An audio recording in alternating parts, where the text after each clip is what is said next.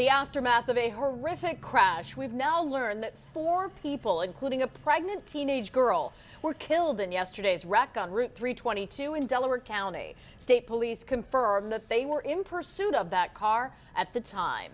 Thursday afternoon, I'm Sarah Bloomquist. And I'm Brian Taft. The big story on Action News today is that new information following that crash in Boothwyn. 7 people were in that red sedan when the driver lost control, slamming into a concrete barrier. Action News reporter Annie McCormick live right near the scene of that crash with the latest information. And there's a lot that's new today, Annie.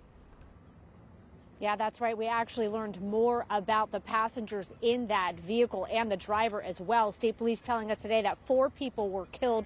3 people who were injured were taken to area hospitals. Additionally, they say that pursuit, which lasted about 5 minutes, went about 7 miles and at times hit speeds of up to 100 miles per hour.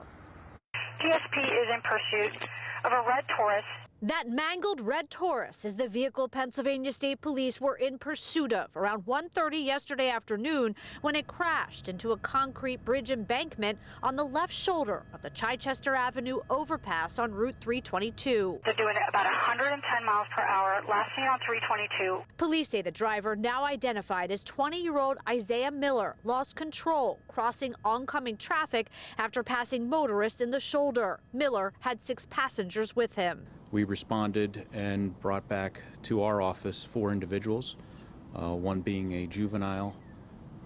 One of the individuals was pregnant. 4 died, including Tiana Motley, a 17-year-old pregnant woman, and 20-year-old Ikeem Rogers and 21-year-old Kaylin Billups. 3 others, a 16, 18, and 20-year-old, were taken to local hospitals. It was at this shopping center in Concord Township, 5 miles from the crash site, where troopers were on patrol because of recent retail thefts. Police say this Lululemon was previously targeted by shoplifters. Police saw the occupants of the Taurus approach businesses, then returned to the car when an unmarked unit approached. State police tried to pull the vehicle over that had numerous violations, but they say the driver took off and the pursuit began. The fatal impact caused the Taurus to burst into flames. Shoppers today said they're in shock. I never see that, and I think I'm just a little confused and a little apprehensive now and going to be more aware of my surroundings.